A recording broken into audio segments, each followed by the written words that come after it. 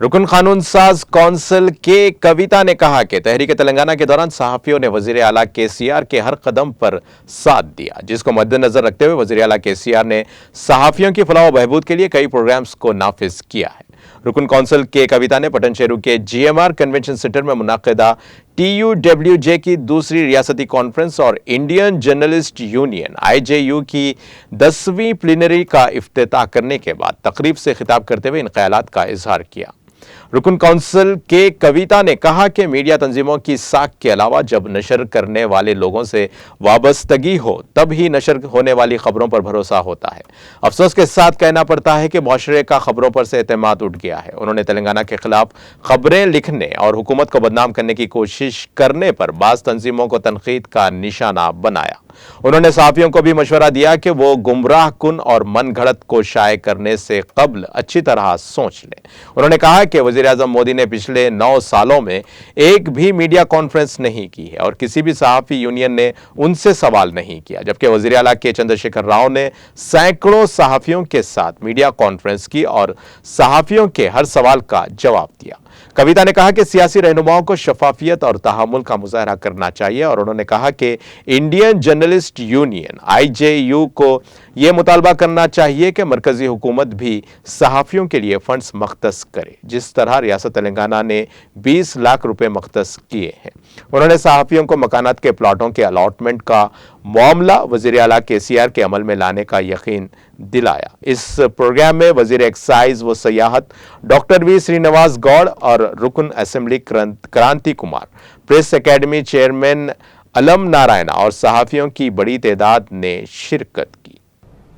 गौरवनीयुलु అల్లం నారాయణ గారు media academy chairperson అయిన తర్వాత మన తెలంగాణ రాష్ట్రం సాధించుకున్న తర్వాత తెలంగాణ ఉద్యమ సాధనలో ప్రతి అడుగులో కలం వీరులు కేసీఆర్ గారితో నడిచినటువంటి విషయాన్ని వారు విస్మరించకుండా మనకు జర్నలిస్టుల వెల్ఫేరే నాకు ముఖ్యం, జర్నలిస్టుల గౌరవం ఉండాలి అనేటటువంటి ఒక ఆలోచనతోని అనేకమైన కార్యక్రమాలు చేసుకున్నాం. దీనికి ప్రాతిపదిక ఏంటంటే ఒక జర్నలిస్ట్ మిత్రుడు ఇంట్లోకెళ్ళి బయటికి పోయిందంటే ఆ రోజు వార్తలు తేవడానికి తింటాడో తినడో ఎక్కడుంటాడో అర్థం కానటువంటి పరిస్థితి. బండి మీద తిరగాలే, ఎండ ఉంటుంది, వాన ఉంటుంది, భయంకరమైనటువంటి పరిస్థితి ఉంటుంది. టౌన్లలో మండల కేంద్రాలలో తిరిగే మిత్రులకైతే తినడానికి మంచి ప్లేసెస్ కూడా ఎక్కడ ఉండనటువంటి పరిస్థితి. చాలా మంది జర్నలిస్ట్ మిత్రులు చెప్పుకుంటారు మాతోని, అక్క జర్నలిజం ఏమో కానీ యాసిడిటీ వచ్చింది, షుగర్ వచ్చింది, బీపీ వచ్చింది, పోనీ ఇవన్నీ వచ్చినాయిలే, ఏదో ఒక రకంగా ఇబ్బంది పడదాం, వార్తలు తెద్దామంటే ఉద్యోగ భద్రత అనేటటువంటిది కరువైనటువంటి పరిస్థితి ఇవాళ మీడియాలో వచ్చిందని చెప్పి అందరూ కూడా బాధపడతా ఉన్నారు. చాలా పెద్ద ఛాలెంజ్ మన జర్నలిస్ట్ మిత్రులందరికీ వచ్చింది. ఒక డిజిటల్ వేవ్ ఒకటి పెద్ద ఎత్తున వచ్చింది. ఇంట్లో కూర్చున్న ప్రతి ఒక్కరు కూడా ఏదో కెమెరా పెట్టుకొని మాట్లాడేసి వాళ్ళు కూడా జర్నలిస్టులు అయిపోయినటువంటి పరిస్థితి మనకు కనపడతా ఉన్నది. అంటే ఇవాళ నేను ఇంతమంది జర్నలిస్ట్ మిత్రులు ఉన్నారు కాబట్టి మిమ్మల్ని కొంత ఆలోచన చేయవలసిందిగా నేను కోరుతా ఉన్నాను. ఒక క్రెడిబిలిటీ, ఒక విశ్వసనీయత ఒక వార్తకు ఎప్పుడు వస్తుందంటే ఆ సంస్థకుండే విశ్వసనీయత ఆ వ్యక్తికి వస్తుంది.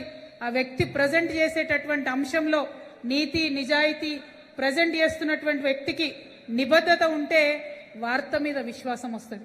ఇవాళ సమాజంలో వార్తల మీద విశ్వాసం కోల్పోయేటటువంటి పరిస్థితి వచ్చిందని చెప్పుకోవాల్సినటువంటి పరిస్థితి.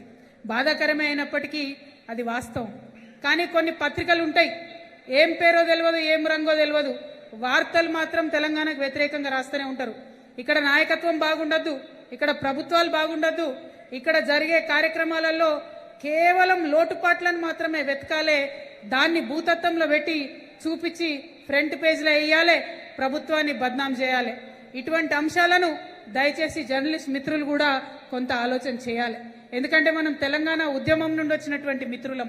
తెలంగాణ ఉద్యమంలో అనేకమైనటువంటి కుట్రలను తిప్పికొట్టి మేనేజ్మెంట్లకు వ్యతిరేకంగా తెలంగాణ వార్తలు రాసి ఉద్యమాన్ని నిలబెట్టుకున్నటువంటి మిత్రులం మనందరం. ఆలోచన చేయాలి. ఒక రంగు, బయట ఒక రంగు, పేర్ల వెలుగు, వార్తలలో చీకటి, ఇటువంటి అన్నీ ఉంటే చూడ్డానికి కొద్దిగా ఇబ్బందికరంగా ఉంటుంది. కాబట్టి దయచేసి అందరూ ఆలోచన చేసుకోవాల్సిందిగా కోరుతా ఉన్నాను. మరీ ముఖ్యంగా ప్రజలను నేను కోరేది ఒకటే, వచ్చేటటువంటి వార్తల్ని ఇవాళ డబుల్ చెక్ చేసుకునే పరిస్థితి ఉన్నది. నిజంగా మీరే ఆలోచించండి. మధ్యతరగతి వ్యక్తి ఎన్ని పేపర్లు వేసుకుంటాడే? ఒక పేపర్ వేసుకుంటారు ఎక్కువ, లేదంటే 2 పేపర్లు. కానీ ఇలా పరిస్థితి ఎట్లుందంటే ఒక వార్త నిజమా కాదా తెలవాలంటే 3-4 పేపర్లు చదివితే తప్ప అర్థం కాదు. Saying how IJU is one of the biggest union in India and constantly has been working for the welfare of journalists across the nation. We are very proud of you and we are very proud of the fact that आपके कोहली जी बता रहे थे कि from IJU there have been a lot of members who have been inducted into the Press Council of India and also to various other committees in the national level and state level. I hope it will continue, sir. We will stay with you. We will support you and we are very happy that all of you are here.